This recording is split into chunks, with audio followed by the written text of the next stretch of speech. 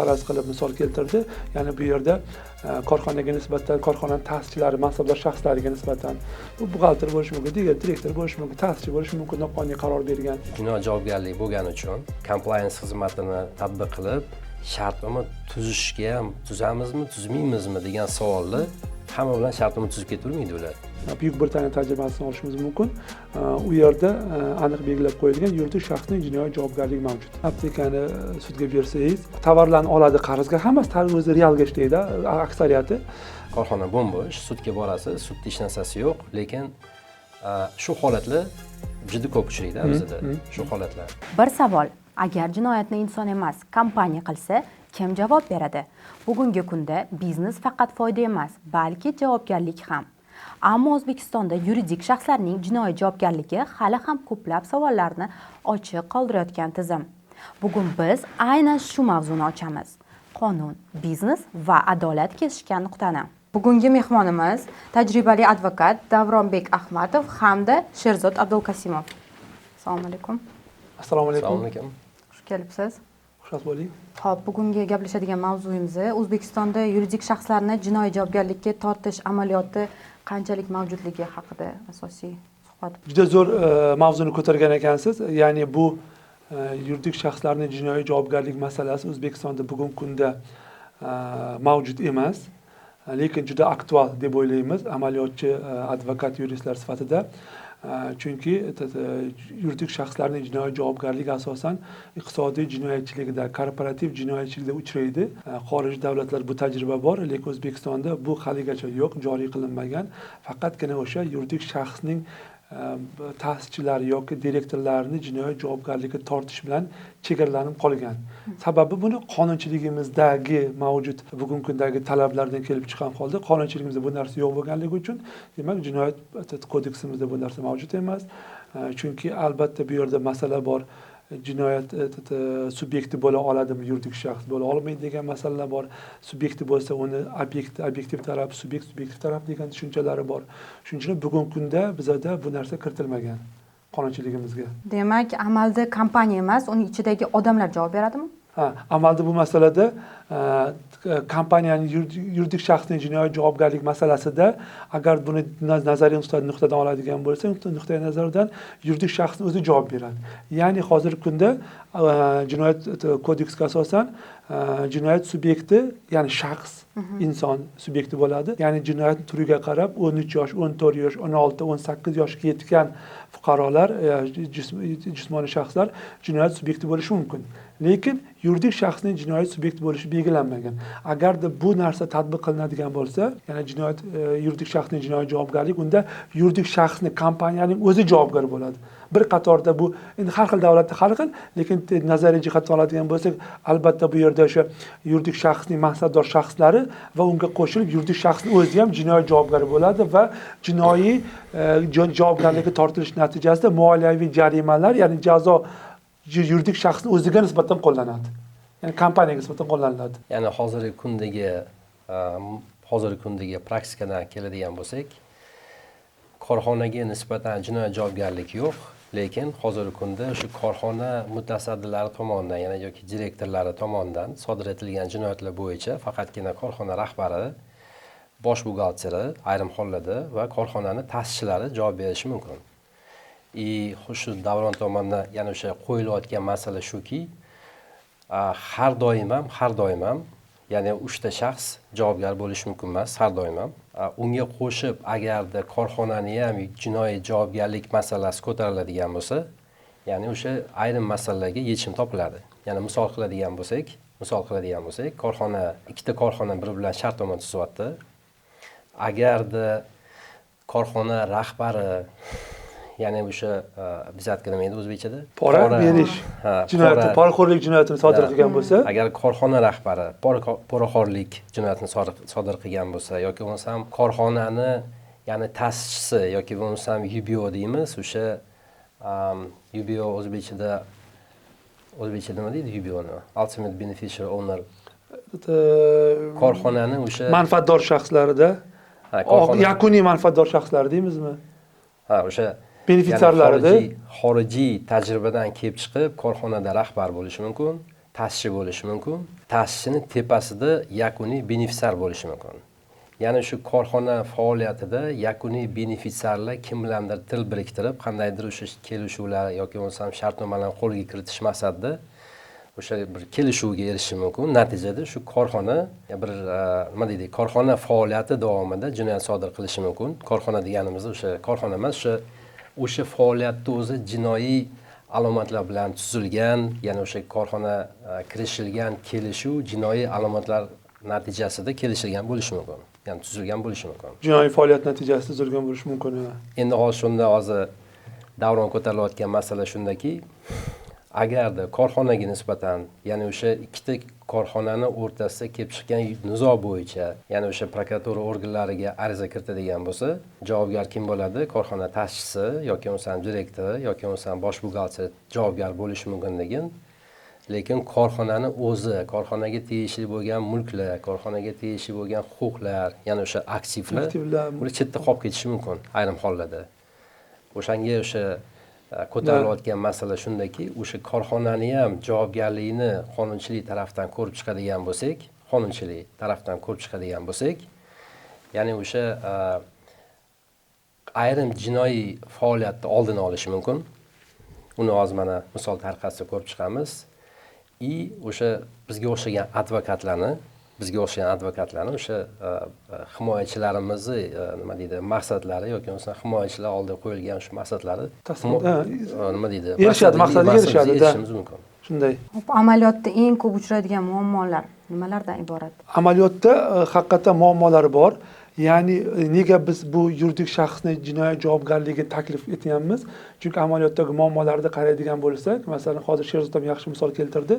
Ya'ni masalan, bitta kompaniya misolida faraz qilib misol keltirdi. Ya'ni bu yerda korxonaga nisbatan, korxonaning ta'sischilari, mansabdor shaxslariga nisbatan bu buxgalter bo'lishi mumkin, direktor bo'lishi mumkin, ta'sischi bo'lishi mumkin, noqonuniy qaror bergan. Ularga jinoyat ishi qo'zg'atilgan taqdirda odatda klassika bizda sharoitimizda masalan rahbar, direktor javobgar bo'ladi, buxgalter javobgar bo'ladi. Ta'sischilarga yetib bormaydi odatda. Natijada buxgalter jinoyat ishi qo'zg'atdi, prokuratura organlari yoki tergov organi deylik, tergov organi 100 milliard zararni chiqardi yoki 50 milliard zararni chiqardi undirish uchun direktorni qamadi, buxgalterni qamadi, lekin u pulni undiradigan manba yo'q. U shaxs nomida mol-mulki yo'q, yoki banklarda pul mablag'lari yo'q, aktivlari yo'q. U odamning jinoyat kodeksining muayyan moddasi bilan biz 167 deylik, hukm chiqadi, 5-8 yil oladi, 3-4 yilda chiqib keladi, lekin yetkazgan zararni undirish imkoniyati mavjud emas. Va jinoyat taqib kompaniyaga nisbatan bo'lmaganligi uchun kompaniyaning aktivlari, pul mablag'lari, mol-mulklariga qarata olmaydi. Ya'ni shaxsga nisbatan shaxs tomonidan yetkazilgan zarar shaxsga qaratadi, to'lanmaydi, shu narsasi yo'q ekan deydi, ishni yopadi. Bo'ldi. Bu amaldagi muammo, haqiqatdan zarar yetdi, lekin undiruv yo'q. Agarda yuridik shaxsning jinoiy javobgarligini ko'radigan bo'lsak, bu holatda haqiqatdan noqonuniy, ya'ni jinoiy faoliyatdan olingan daromad, ya'ni maqsad kompaniyaning daromad olish, pul topish. O'sha topilgan pullar, topilgan daromadlar, soliqdan qochgan bo'lsa, qochgan soliqlari hammasi o'sha kompaniyadan undiriladi. Ya'ni kompaniya jinoiy javobgarlik subyekti bo'ladi. Ya'ni yuqorida aytib o'tdik muammoni yechimi sifatida biz mana bu taklifni beryapmiz bugungi kunda. Ya'ni misol keltiradigan bo'lsa, ayrim hollarda shunday holatlar borki, jinoyat ish doirasida korxonani bosh buxgalteri ham o'sha jinoyat ishiga aloqador sifatida shu javobgarlikka tortiladi, soliq to'ladi.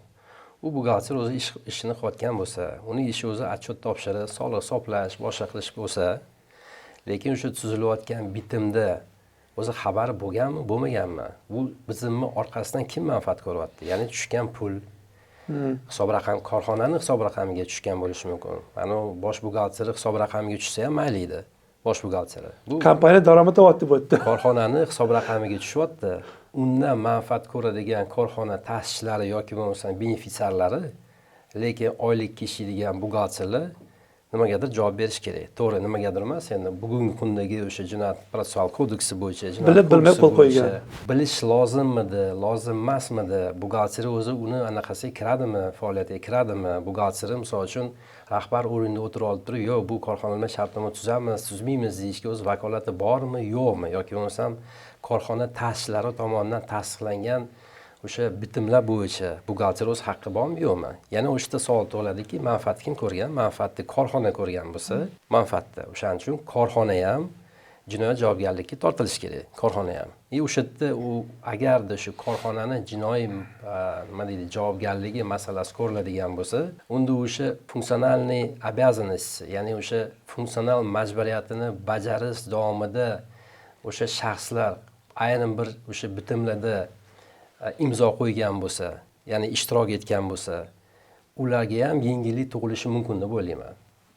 Ular ham misol uchun manfaat ko'rganmi, ko'rmaganmi?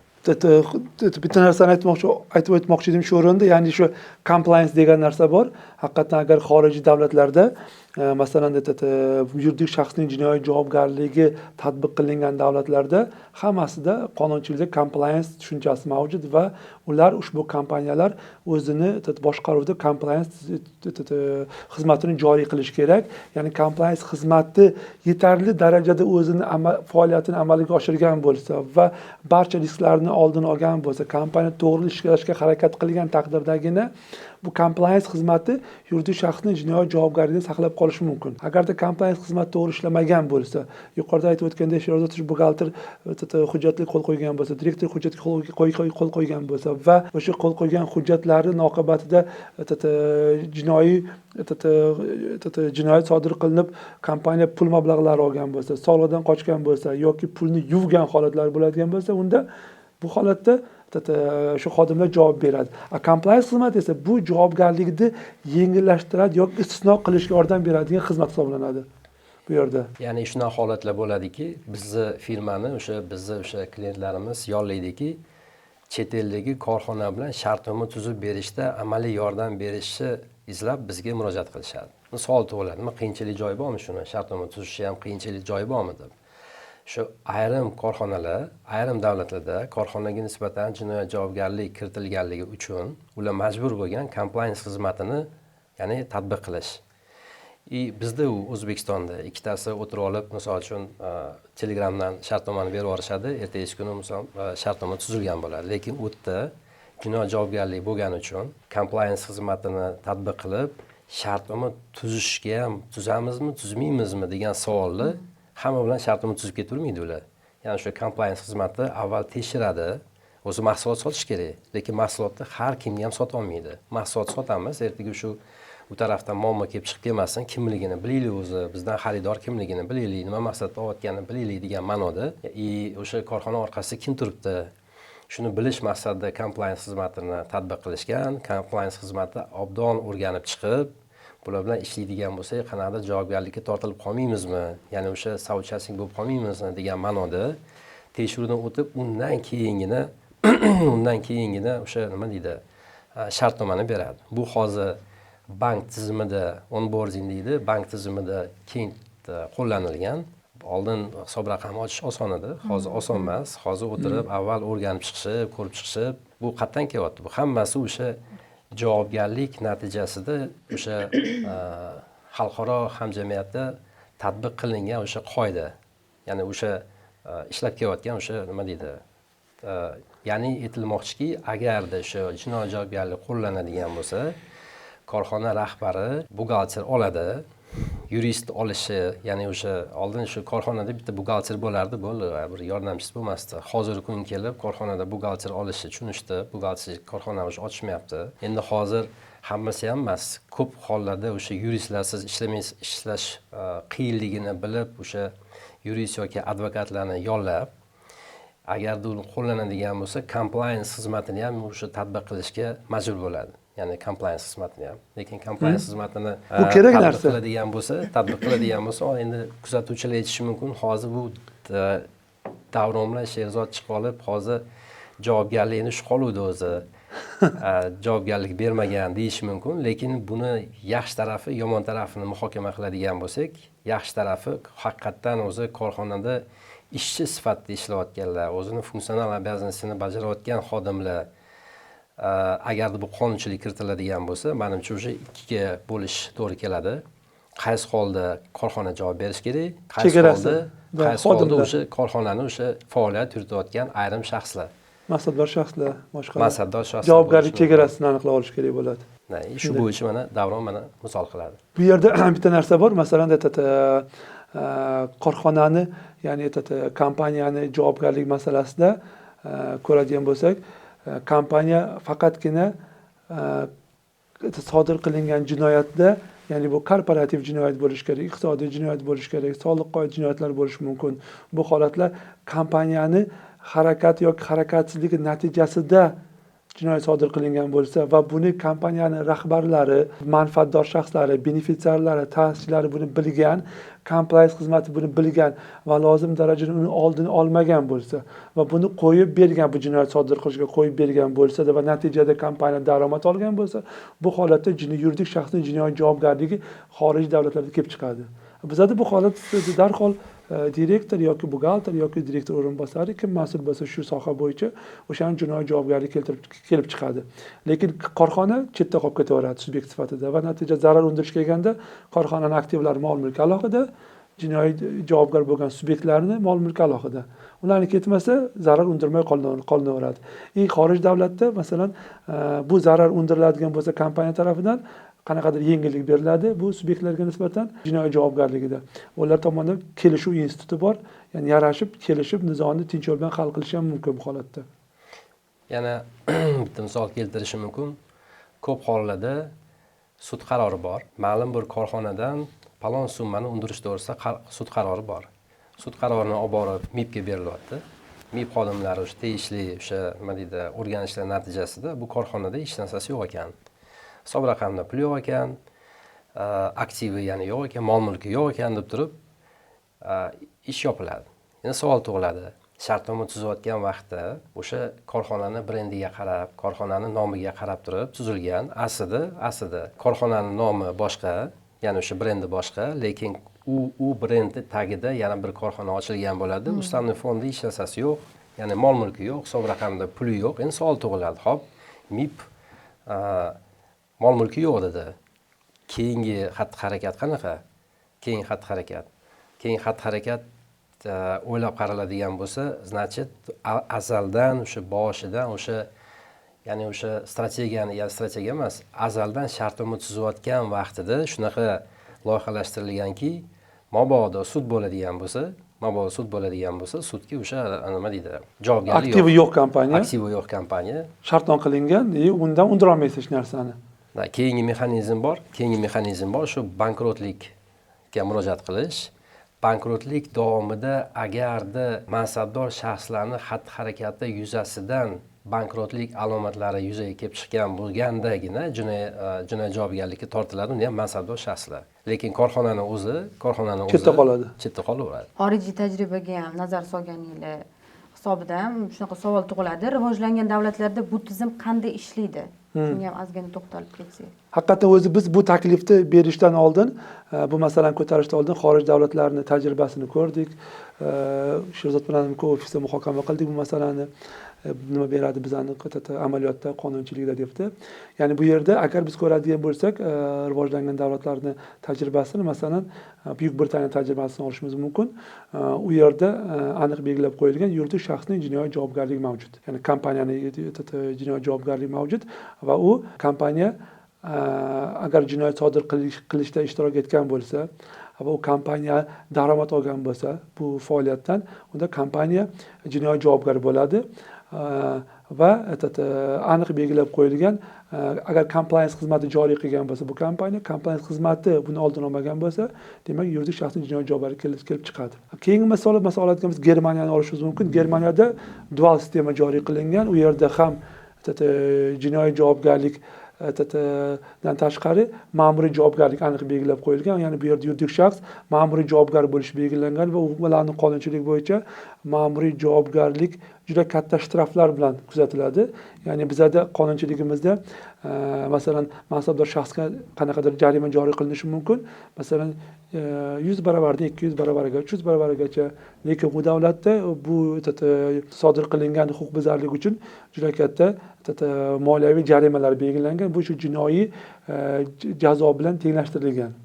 Endi yana bir qiziq holat bor. Bu masalan Amerika davlatida, Amerikada ham bu narsa joriy qilingan, lekin ularda shunday tajriba borki, Amerikada yuridik shaxs ham jinoiy javobgar bo'ladi, lekin ularda kelishuv instituti bor.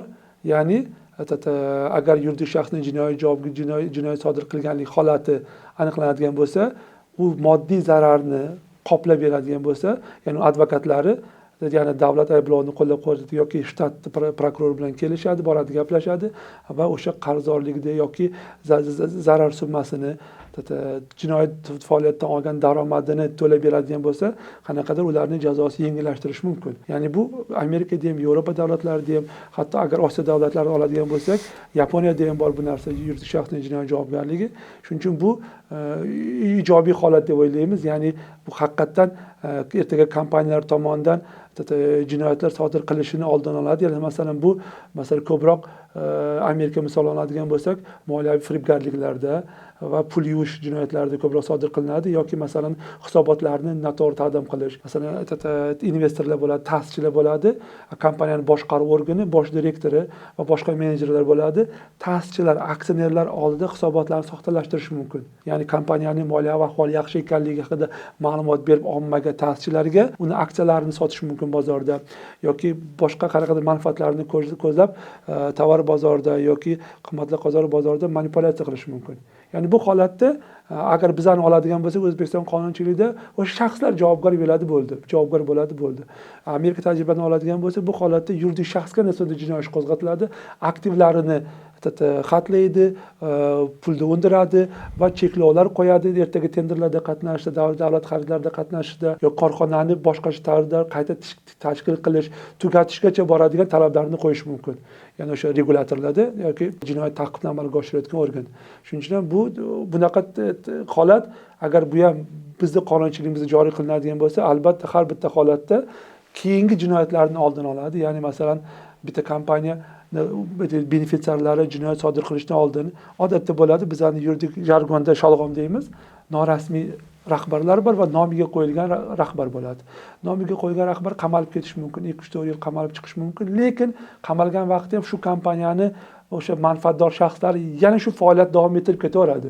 Jinoyatdan to'xtamaydi. Chunki kompaniya aktivi joyida, moliyaviy jarimaga tortilmagan, jinoiy javobgarlikka tortilmagan, jinoyat davom etyapti. Muayyan shaxs qamalgan bo'lsa ham. Bu Amerika tajribasini oladigan bo'lsangiz, bu yerda shu kompaniyaga nisbatan jinoiy ish qo'zg'atilgandan keyin butun davlat biladi. Bu kompaniya jinoyat sodir qilganligini, ularning aktivlari xatlanadi, jinoyat subyekti bo'ladi, keyingi faoliyat to'siq qo'yiladi. Bizda bu korxonaning faoliyati to'siq qo'yilmaydi, davom etib ketaveradi. Ya'ni jinoyat keyinchalik ham davom etishi mumkin. Bu oldi olinadi bu holatda. O'zi bu masala nima uchun ko'tarildi? Ya'ni o'sha sud qarori bor, lekin pul undirilmaydi. Ya'ni MIB tomonidan undirish imkoniyati yo'q. O'sha holatdan ko'pchilik, ya'ni biznesmenlar foydalanishni boshlashdi. Kimdir foydalanadi, kimdir o'shani biznesni bir turi sifatida amalga oshirib kelyapti, kimdir. Ya'ni o'shalarga qaratilgan. Ya'ni bu normal holatda ishlaydigan biznesmenlarga taalluqli emas bu. Mana bitta holat, bitta korxonani sudga berganmiz, xalqaro arbitraj sudni ko'rib chiqamiz degan, lekin javobgar taraf chet el kompaniyasi. Chet el kompaniyasi o'ylab turib shartda borib anaqaga likvidatsiyaga bergan. Ya'ni korxonani likvidatsiyasiga bergan. Ixtiyoriy tugatishga. Ya'ni uni ko'rib o'tiribmiz, darhol yozdik. Bu sud ketyapti, bu korxonani yopishi mexanizmi bor ularda. Ya'ni likvidatsiya davomida agarda xat kelib tushadigan bo'lsa, ya'ni Angliya qonunchiligini oladigan bo'lsak, O'zbekistondan turib shu xat jo'natdik, iltimosnoma kiritdik, likvidatsiya prosesini to'xtatib qo'yishdi. Undan tashqari o'sha korxonaning rahbari o'sha direktorlik faoliyatiga maqbulmi, maqbul emasmi? Ya'ni biz shunaqa ariza yozdikki, o'sha Angliya qonunchiligi asosida bu azaldan, ya'ni o'ylangan puxta rejani bir qismi bo'lgan, ya'ni tegishli o'sha pul mablag'larini olib, javobgarlik kelgan vaqtda o'sha likvidatsiya qilib, men o'sha chiqib ketaman degan, ertaga ham bir haftadan keyin yangi firma ochaman, yana faoliyatini davom ettirmasligi uchun shunaqa qonunchilik borki, o'sha ariza biz yozdik, ariza yozganimizdan keyin uni direktorlik faoliyati bo'yicha endi shu komissiya o'rganib ishlarni olib boryapti. Endi o'sha komissiya savol tug'iladi, endi komissiya erta chaqirib savol beradi unga. Men qaragin, shartnoma tuzganman, O'zbekistonda korxona bilan tuzgandim. Ne to'lamading? Palonchi bor edi, mana bunaqa bo'lib qoldi, unaqa bo'lib qoldi. Xo'p, nimaga likvidatsiyaga berding bo'lmasam? Nima maqsad bu yerda? Bizda u narsani faqatgina o'sha biz shu prokuraturaga yozishimiz kerak. 168 alomati bo'lgandagina, ya'ni o'sha MVD yoki jinoyat kodeksida ko'rsatilgan moddalar alomati bo'lgandagina ish qo'zg'atadi bizda. Bizda ham o'sha komissiyani qilishimiz kerak. Bizda ham o'sha nomaqbul ta'sischilar, nomaqbul korxona rahbarlari, nomaqbul misol uchun o'sha compliance yoki bo'lim boshliqlarini kerak bo'lsa ro'yxatini qilish kerak. O'sha kelajakda o'sha nima deydi? O'sha holatda qora ro'yxat demoqchisiz-da? Qora ro'yxat qilish kerak. Qora ro'yxatni qilish kerak. Sababi qachonki buni to'xtatadigan bo'lsa, bu narsa to'xtaladigan bo'lsa, undan keyin o'sha u holat qilinmaydi. O'sha korxonani ham jinoyat javobgarlikka tortish kerak emas. O'sha u o'ylaydiki, ertaga agarda men qora ro'yxatga tushib qolsam, boshqa biznes qila olmayman. Uni ta'sischi o'ylaydi. Buni nafaqat ta'sischi. Mana hozir korxona rahbariga nisbatan ariza kiritdik. Korxona rahbari endi tushuntirib berish kerak. Sababini, nima uchun likvidatsiya qilyapti? Masalan, uni faoliyati o'rganiladi o'zi. Endi undiruvga chiqqanda likvidatsiya qilyapti-da. Ha, o'sha holat bizda O'zbekistonda yo'qmi? Bizda O'zbekistonda ham, bizda ham ko'p bu narsa. Ularga javobgarlik bormi? Javobgarlik agarda undiruvchi orqasidan yurib, bankrotlik ochib, bankrotlik doirasida jinoiy ish qo'zg'atsa, qasddan bankrot qilgan bo'lsa, bankrotlik qilgan bo'lsa, 224 bo'yicha audit qilib, uni ham auditor keladi degan, endi biz ko'rdik deydi. Alomat yo'q. Bu auditor bo'lsa, misol uchun mashina oldi yoki mashinasi mayli bir palonchi оборудование olibdi. Endi shu 100 ming dollarlik оборудование bor, 5 ming dollarlik оборудование bor. Endi mayli 100 mingga olibdi. Auditor qanday baho berishi mumkin? Yana bu yerda juda qiyinki auditor tomonidan baho berishga. Bu o'zi qasddan qilinganmi, qasddan qilinmaganmi? Endi agarda alohida yuridik shaxsga javobgarlikni qaraydigan bo'lsak, ya'ni o'sha hop tuzishdan oldin, o'sha shartnomaga kirishdan oldin sen yuridik shaxs sifatida ertaga bajara olmaymanmi, bajara olmaymanmi degan savollarga o'sha o'zingga o'zing javob berganmisan, misol uchun deb turib, o'shani oldini olish mumkin ertaga. Ya'ni qora ro'yxat yoki bo'lmasam faqatgina yuridik shaxslarning jinoiy javobgarligi emas, ya'ni qora ro'yxatni ham qo'shib ketadigan bo'lsa, alternativ ko'rinishda mayli agar qonunchiligimizda yuridik shaxsdan jinoiy javobgarlik bo'lmasa ham hasabi qora ro'yxatda ishga tushiradigan bo'lsak, ta'sischilar, korxona rahbarlari, boshqa shaxslarni kiritadigan bo'lsak, o'sha O'zbekistondagi boshqa korxonalar, normal ishlab kelayotgan korxonalar, yo bularni tuzmaymiz, ular qora ro'yxatda bor ekan deyishi mumkin. U korxonalar ham ertaga o'sha ta'sischilar firma ochishdan oldin yoki bir muammoga duch kelsa, shartta firmani yopib ikkinchi firma ochish holatlari tugatiladi. Bu eng zo'r rivojlanganda endi farm biznes egalari xafa bo'lishmasin. Juda ko'p to'xtalish qilganmiz siz bilan. Farmatsevtika sanoati rivojlanganda bu narsa aptekalarda asosan aptekani sudga bersangiz, tovarlarni oladi qarzga, hammasi o'zi realga ishlaydi, aksariyati farm biznesda ishlab chiqaruvchi bechara ishlab chiqargan, yetkazib bergan tovarni peshtaxtasiga qo'yib bergan aptekani tovarni yig'ib olib sotadida naqd pulga, keyin kompaniya sudga bersangiz pul yo'q, ertasi kuni kelsangiz, aynan shu odam yo'l narigi betida boshqa aptekani ijaraga olib ishlab turgan bo'ladi-da, keyin klient aytadi: "Voy, men ko'rdim, Eshmatjonni yo'l narigi betida ochyapti do'kon, shuni bor undirib ber, shunga qaratib." U boshqa yuridik shaxsda. Saniki boshqa yuridik shaxs. Bo'ldi, undira olmaysan deymiz, shu bilan ish qoladi, ham tushunmaydi. Aksariyat chet el kompaniyalar tushib, o'zi shu ochyapti-ku, o'zi o'tiribdi-yu. Boshqa yuridik shaxs nima qilamiz deymiz-da.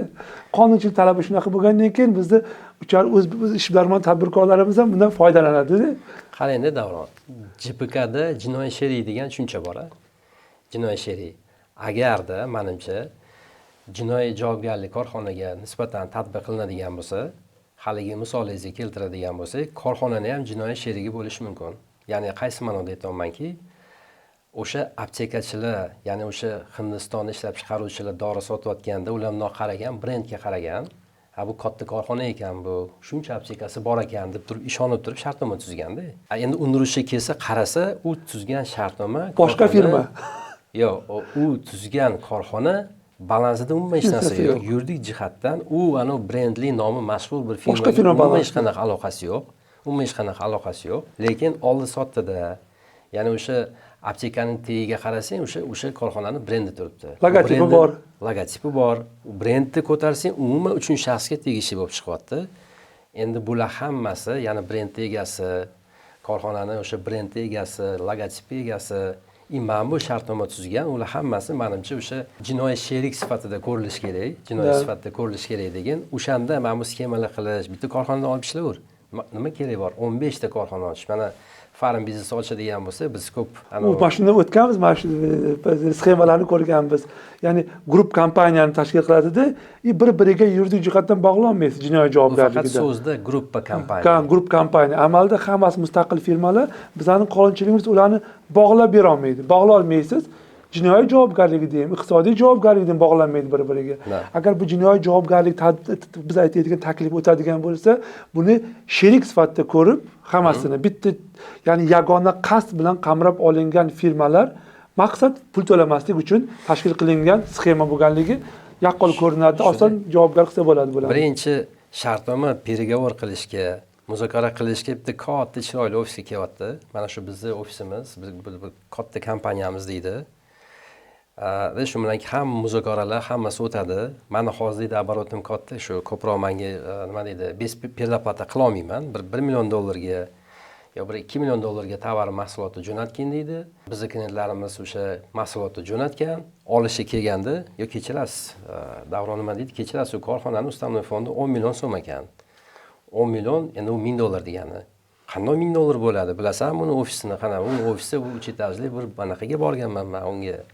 Kechirasiz, bu alohida firma. Yo, sen noto'g'ri tushundingsan. Bu alohida firma emas. Shu bilan qilgan shartnoma. Xayolida shu. Xayolida shu. Lekin yuridik jihatdan o'sha korxona nomida hech narsasi yo'q. Lekin o'sha anaqa orqali qilgan. Ya'ni o'sha holatlar u faqat ishonchga kirish uchun bu brenddan foydalanib, aktivlari bor kompaniyasidan foydalanyapti-da, shartnoma qilganda boshqa firmani qo'yib shartnoma qilyapti.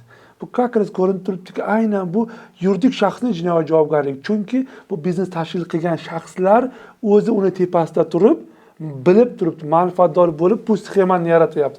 Bu holatda hammasini sherik qilish kerak-da.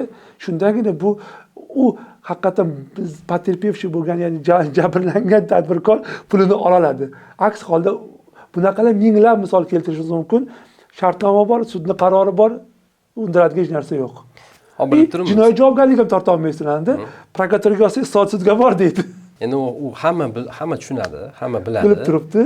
Lekin yo sen bitta korxonasan-ku desa, Davronga o'xshagan advokat keladi degan, kechirasiz, bu korxona bu alohida, biz alohidamiz deydi. Birga o'tirgansizlar-ku desa, Davronga o'xshagan advokatlar bir choy ichdik, birga o'tirdik, u degani biz bog'landik degani emas deydi degan. Davronga o'xshagan advokatlar o'shalarni olib chiqib ketadi. Nima uchun? Qonunchilik shunaqa sharoit beradi. Qonun yo'l qo'yadi-da bu narsaga. Bugungi kundagi amaldagi qonunchiligimiz aynan shunaqa. Shuning uchun biz taklif berganimiz sababi ham mana shunaqa ediki, shu holatlarni oldini olish, tartibga solish maqsad qilib. Hozir iqtisodiyotga qanaqa yordam beradi degan savol tug'ildi-ku. U savolga javob berish uchun MIB tomonidan undirilmagan yoki bo'lmasam MIB tomonidan undirilmagan qarzdorlik summasi unga qo'shib turib o'sha bankrotlik deb topilmagan yoki bo'lmasam bankrot deb topilgan korxonalarni summirovать qiladigan bo'lsa, ma'lum bir summa chiqadi. O'sha summa agarda korxonaga kelib tushganda edi, u korxonadagi tushgan o'sha yana ham o'sha korxonalar yana ham rivojlangan bo'lardi. Shunaqa korxonalar borki, bir ikkita shunga o'xshagan korxonalar bilan shartnoma tuzish natijasida bankrot bo'lib yopilib ketdi. Nima uchun? Mahsulotni olgan, ustiga qo'yib bir 10 so'm qo'yib, o'sha 10 so'm ishlayman deb shu korxonaga sotyapti degan. U korxonadan hech narsasi yo'q. Oxiri kelgan bunga 100 so'm to'lab, o'zi 10 so'm ishlayman degan. O'sha 100 so'midan to'la olmasdan bankrot bo'lib, nechta korxonalar yopilib ketgan. O'sha iqtisodiyotga o'sha foyda shu bo'ladiki, to'g'ri maqsadda ishlayman degan korxona, ya'ni qolish kerak bozorda. Noto'g'ri maqsadda ishlaydiganlar, ular javobgarlik o'sha berish kerak. Xorijda kompaniyalarga qo'llaniladigan jazolar biznikidan nimasi bilan farq qiladi? Xorijda qo'llaniladigan jazolarni gapirishdan oldin bir narsaga to'xtalib o'tmoqchi edim. Ya'ni qaysi turdagi jinoyatlar uchun yuridik shaxs jinoiy javobgarlikka tortiladi? Mana shu narsani muhokama qilsa, bu ham qiziq temada. Ya'ni birinchisi bu iqtisodiy jinoyatchilik.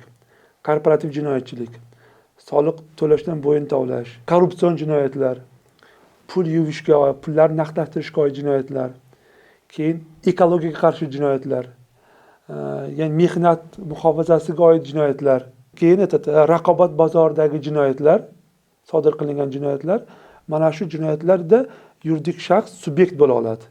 Chunki hammasida yuqorida aytib o'tdik, suhbatimiz yuqorida, ya'ni har birining tepasida o'sha yuridik shaxsning rahbariyati bilgan, ta'sischilar bilgan, bilib turib qasddan harakat qilgan yoki harakatsizlik qilgan yoki compliance xizmati bunga yo'l qo'yib bergan, ko'z yumgan holatlarda, ya'ni bu jinoyatlar sodir bo'lgan.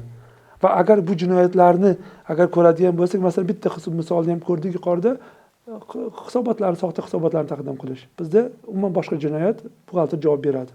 Masalan, ekologik jinoyatlarda, ya'ni bu yerda masalan atrof muhitga bir zararli moddani chiqarish. Gohida ko'ramiz, o'zimizda mana Bo'zsuv kanali yoki Bo'rijarda oqayotgan suv qizarib, ko'karib qolsa qancha to'polon bo'ladi, nega unaqa bo'libdi ekan debdi.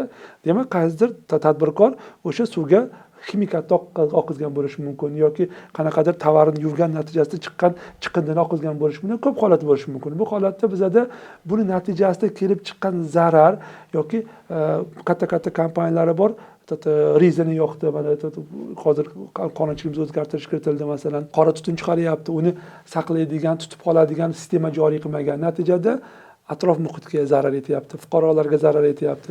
Undiradigan bo'lsangiz, bunda faqatgina o'sha kompaniya rahbarida undiradi, rahbarda hech narsa yo'q, shu bilan yopiladi bu tema. Xorij davlatlarda o'sha jinoyat uchun javobgarlikni ko'radigan bo'lsak, jazo turlarini, buni hammasida mol mulkini konfiskatsiya qilish, aktivlarni olib qo'yish, tovar bozordan chiqarish, ya'ni faoliyatini to'xtatish, tugatishigacha davr jazo turlari belgilangan.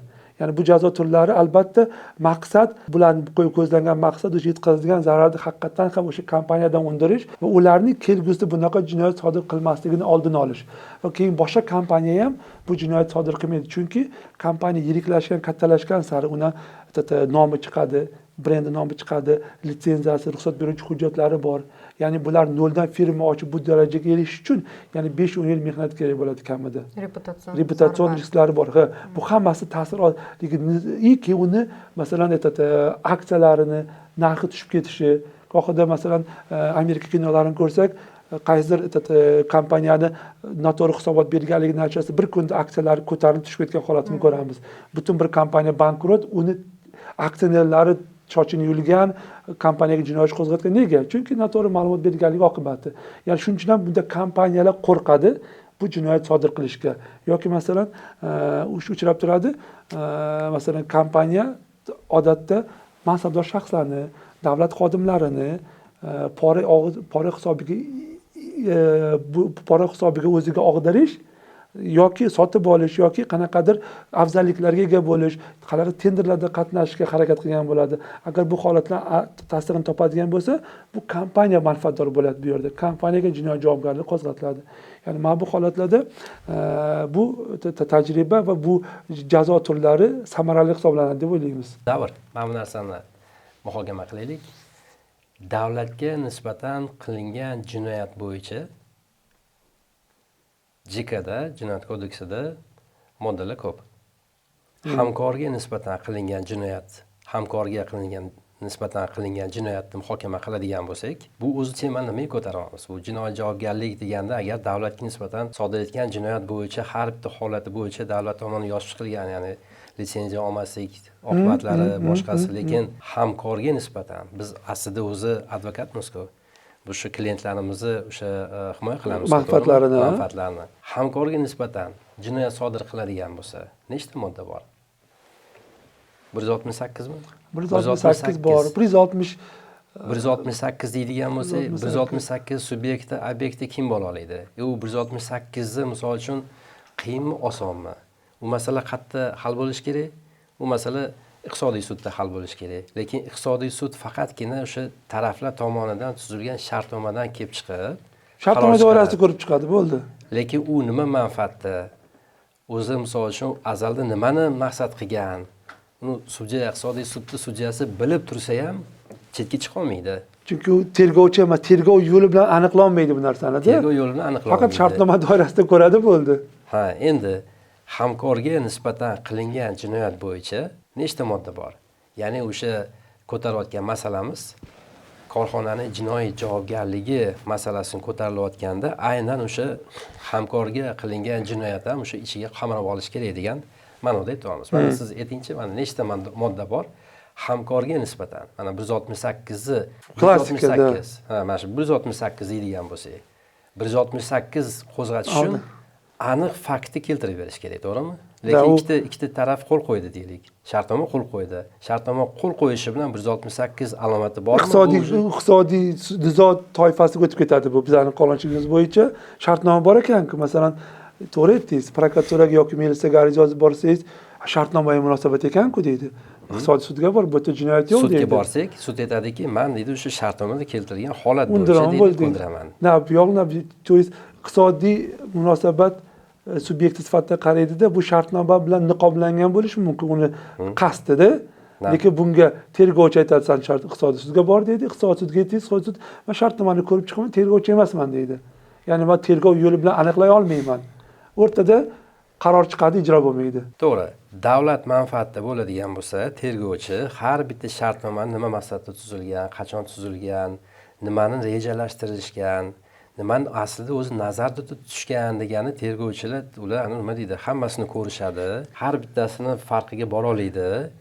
Endi xuddi shu holat bo'yicha agarda biz ariza yozadigan bo'lsak, ya'ni o'sha bizning klientimiz manfaatida prokuratura organlariga ariza yozadigan bo'lsak, qaysi modda ishlash kerakki, xuddi shu nima deydi, haligi keltirgan misolga bo'lsa. Ya'ni zo'r joyi borda, Soliq kodeksida anaqa bor.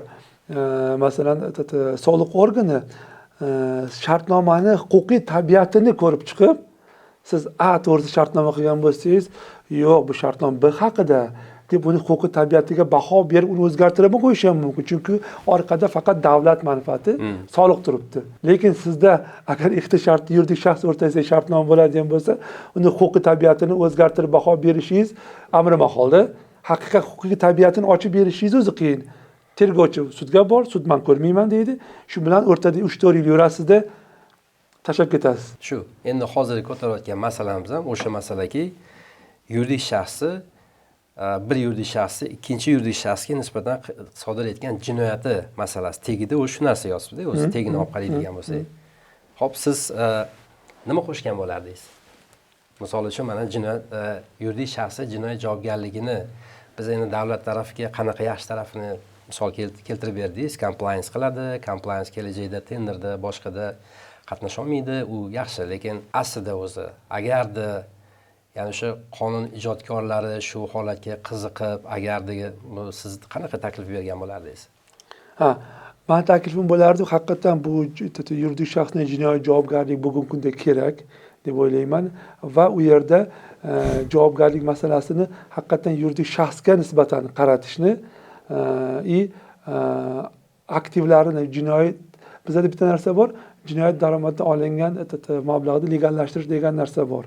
Ya'ni jinoyat daromaddan olib, legallashtirib, nimadir qonuniy tus berib, nimadir sotib olgan bo'lish kerak. Ya'ni bu yerda ham biz hozir podkastimizdan keyin ham ko'p muzokara bo'lishi mumkin, legallashtirish bor-ku debdi.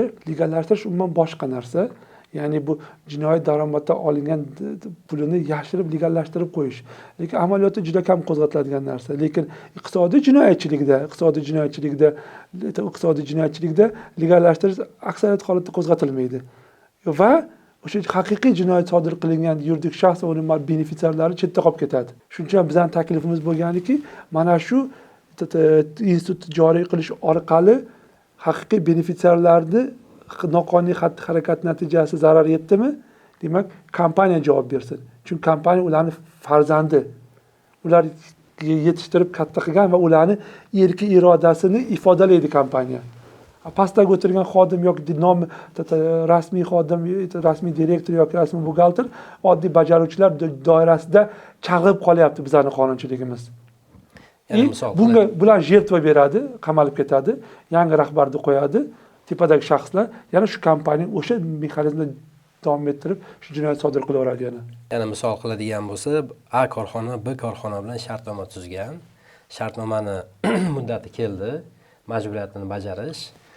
Ular olib turib, o'sha pulni bermay qo'ya qolib, undan ko'ra men hozir firmani balansida turgan, ya'ni mol-mulkni olib chiqib ketaman. Firma balansi mol-mulkni olib chiqib ketish uchun o'sha korxona ta'sischisi qaror chiqaradiki, menga tegishli bo'lgan o'sha ulushni kamaytiraman deydigan o'sha mulkni olib chiqib ketadi. Korxona bo'm-bo'sh, sudga borasiz, sudda hech narsasi yo'q, lekin shu holatlar juda ko'p uchraydi bizda, shu holatlar. Agarda korxona jinoyat javobgarligiga javob beradigan bo'lsa, unda korxona jinoyatchi sifatida o'sha tuzilgan nima deydi? Javobgar javob beradi aktivlari bilan. Chiqib ketgan aktivlarga nisbatan qonuniy baho berish o'sha jinoyat ishini ko'rib chiqish doirasida ko'rib chiqilishi mumkin. Agar o'sha bankrotlikka to'g'ri kelmaydigan bo'lsa. Agar bugun biz bu masalani e'tiborsiz qoldirsak, ertaga katta kompaniyalar oldida yashiringan javobgarlik hech qachon ochilmasligi mumkin. Misol uchun bu ko'proq kimni himoya qiladi? Katta korporatsiyalar, o'sha gruppa kompaniya deb o'zini nima deydi, tanishtirganlarda har doim bir 5 ta, 10 ta yuristlar ishlaydi. Bir 2 tadan, bir 5 tadan buxgalter, finansistlar ishlaydi. Ular har doim kuchli bo'ladi. Bozorga endi kirib kelgan o'sha yuridik shaxs o'shalar bilan shartnoma tuzganda, ya'ni o'sha katta kompaniyalar bilan shartnoma tuzganda, ya'ni mamlaqa holatga duch kelib qolgan taqdirda, ya'ni o'sha shartnoma bor, shartnoma bo'yicha sudga bordi, sud qaror chiqardi, ya'ni o'sha holat bo'yicha yoki sudni yutib chiqsa yaxshi, sudni bir xilda yutqizadigan bo'lsa, endi siz shunaqa shartga ko'ngan ekansiz. Bo'ldi, endi kechirasiz, endi shu nima deydi, to'lab bergan pulingiz deydi. O'zingiz imzolagan ekansiz shartnomani. O'zingiz imzolagan ekansiz deydi. Shu bilan bu tuzayotganni men boshqa maqsadda ko'zlovdim. Men pulni unga to'lab bermaganman. Ular menga umuman boshqa mahsulot berishibdi degan vaqtda endi sudya tushunib tursa ham javobgarlik yo'q, o'sha shartnoma doirasida deydi. Lekin o'sha nima deydi, korxonalarda imkoniyat bo'lish kerakki, borib o'sha tegishli huquqni muhofaza qiluvchi organlarga o'sha borib turib, mana shu alomatni bir ko'rib chiqinglar deb turib, u nimaga yordam beradi? O'sha to'g'ri ishlaydigan, kuchsiz tadbirkorlar, ya'ni kompaniyalarni katta kompaniyalar oldida ham o'sha himoya qilishga olib kelishi mumkin. Ya'ni katta kompaniyalar. Shundayda. Bu profilaktika qiladi, kelgusida jinoyat sodir qilinishini kompaniyalar tarafidan va uni ta'sischilari tarafidan. Ya'ni bugungi kunda juda ko'p rivojlangan o'sha biz podstavnoy deymiz, javobgarlar, podstavnoy jinoiy jazoni o'tab beradiganlar yoki o'sha nomigagina direktor bo'lib yurganlar o'zi nima ish qilayotganini tushunmaydi, lekin shartnomaga qo'l qo'yadi, direktor sifatida harakat qiladi va ularning ortida turgan haqiqiy benefitsiarlar jinoiy ta'qibdan qutulib qoladida. Bu narsa esa aynan kompaniyasiga jinoyat qo'zg'atilganligi bu narsaning kelgusi takrorlanmasligini olib keladi va korrupsion jinoyatlardan oldini oladi, profilaktika qiladi. Ya'ni korxona jinoiy javobgarlikka tortiladigan bo'lsa, ma'lum bir ro'yxatda aks etadigan bo'lsa, o'sha korxonani avvalgi yoki hozirgi benefitsiarlari yoki bo'lmasam ta'sischilari kelgusida qayerdadir compliance o'tish davomida yoki bo'lmasam onboarding davrida internetda qoladi-yu ma'lumot. Unga aytishi mumkinki, kechirasan, sen tomonidan tashkil qilgan korxonang jinoiy javobgarlikka tortilibdi. Mana sen o'zi o'tmishda yaxshi ishlamagan ekansan, sen cho'ta neto ishlar qilgan ekansan deb turib unga nima deydi, rad qilish mumkin. U bir marta rad qiladi, 2 marta rad qiladi, keyin oshna oynasini o'tirib, men endi u yerda men biznes qila olmayman. Nimaga? O bir ma'lum bir 2 yil oldin shu ishni qilib qo'ydim, endi qayerga borsam hamma joyda sani anaqang bor ekan, cho'ni spiskada ekansan deb turib, o'sha ham bir tarbiyalaydi. O'sha ham bir tarbiyalaydi. Bir nima deydi, yo men kerak emas. Mana chet eldan kelgan mijozlarimiz bor. Yo to'xta, buni последствияsi qanaqa bo'ladi? Buni tushuntirib ber, uni tushuntirib ber deb, bozorga kirishdan oldin, O'zbekiston bozoriga kirishdan oldin yurist bilan kelib, maslahatlashib, har tarafini o'rganib, bu biznesni qilishim natijasida qanaqadir javobgarlik bo'lib qolmaydimi deb oldin obdon tushunib olib, undan keyin biznes qiladi. O'zimizkilarni solishtiradigan bo'lsak, qo'riylik bir gap bo'lar. Men o'sha biznes qilib olay, keyin o'sha kimdir soliqchi yoki kimdir alo deb telefon qilsa, keyin keladi, shu bitta bir normal bir shartnoma qilib bering bizga bir deb turibdi. O'sha farqi o'shanda. Masalan, boshqa davlatlarni ko'radigan bo'lsak, aynan mana shu holatda cheklov o'rnatiladi. Jinoyat sodir qilgan, iqtisodiy jinoyatlik sodir qilgan qarzini to'lamagan kompaniya bo'ladigan bo'lsa, kompaniyani ham bozordan chetlashtiradi, tenderlardan chetlashtiradi va uni ta'sischilari, direktorlariga muayyan davlat xizmatlaridan foydalanish cheklanadi. Masalan, samolyotdan tushishdan, tezyurar poyezdi lyuks vagonida yurishdan yoki birinchi klass vagondan foydalanishdan, keyin chet elga chiqishdan, kompaniyalarning tenderlarda qatnashishdan, ya'ni bunaqangi cheklovlar ro'yxatda turadi. Ro'yxati bo'ladi, ro'yxatda ko'rinadi va ertaga u qanaqadir kompaniya ochmoqchi bo'lsa, davlat xizmatidan foydalanmoqchi bo'lsa, oddiy bankka borib hisob raqam ochmoqchi bo'lsa, KYC'dan ham o'tmaydi. Ya'ni bu shaxsga nisbatan черный spiskada bor, taqiqda turibdi. Hisob raqam bank ochib bermaydi, chunki bu riskli odam. Ya'ni bu albatta tadbirkorlarni yoki ertaga noto'g'ri ishlayman deb faraz qilganlarni to'xta qilma bu ishni, qachondir oxiri voy bo'ladi degan fikrga olib boradi va buni sodir qilmaydi. Kamayadi jinoyatchilik. Ya'ni bizda korxonalar bor-ku, MIBda hisob raqami, ya'ni sud qarori chiqqan, MIB ish qo'zg'agan, hisob raqamiga band solgan, mol mulkiga band solgan, hech qanaqa mol mulki ham yo'q o'zi. Lekin bundoq qarasangiz, biznes ketyapti, ish ketyapti. Hisob raqamida pul yo'q. Lekin biznes ketyapti. Ya'ni o'sha ikkita yuristni yollab turib, uchinchi shaxs orqali, misol uchun, men bir biznes qilishim mumkin, yo boshqa orqali, ya'ni o'sha sostav qolgan, o'sha kompaniya xodimlari qolgan, har kun ishini davom ettirishyapti. Har kun ishini davom ettirishyapti degan, lekin u korxonaning hisob raqami band solingan. Lekin o'sha xodimlar ertalab kelishadi, kechqurun ketishadi. Nimadir ish bilan band. Mana bitta misol keltiraman. Yaqinda o'zimizda bitta ishimiz ham bor. Issiqxona misolida. Bitta issiqxona katta miqdorda qarz bo'lgan. Bizning klientga, ya'ni o'sha issiqxona uskunalarini yetkazib bergan kompaniyaga natijada hisob raqamiga band solganmiz, mol mulki xatlangan. Lekin boshqa kreditorim bo'lganligi hisobiga hozir shu bankrotlik doirasida kelishuvga erishish protsedurasi ketyapti, lekin hisob raqam yopiq. Mol mulk xatlangan. Bugun hozir pishiqchilik vaqti yetkazilgan pomidor bodring aktiv sotilyapti. Bu sotilgan pul hisob raqamga tushmaydi. Ya'ni bu aynan bu yerda o'sha yuridik shaxsni benefitsiarlari tomonidan qilinayotgan bu jinoyat desa bo'ladi-da. Lekin hech narsa qila olmaysiz. Hozirgi kunda jinoyat emas. Sababi o'sha benefitsiarlar ham shu davronga o'xshagan yuristlarni, advokatlarni yollagan. Ular o'sha qilsang bo'ladi, hech narsa qila olmaydi. Qonunchilik bo'yicha mamlaqa nima deydi? Mamlaqa ustupka право требования yoki boshqa bir mexanizmdan qo'llatib ishlagan. Qachonki jinoyat javobgarligi qo'llanilsa, undagina o'sha korxona benefitsiarlari o'tab to'xta endi. Endi buni oldin mumkin edi, hozir mumkin emas endi. degan o'sha shuni oldini oladi demoqchi. Shunday. Agar siz biznes va qonunchilik kesishgan nuqtada ishlayotgan bo'lsangiz va aytilishi kerak bo'lgan fikringiz bo'lsa, biz sizni eshitishga tayyormiz. Biz bilan bog'laning va siz bilan birga shu minbarda eng dolzarb huquqiy masalalarni muhokama qilamiz.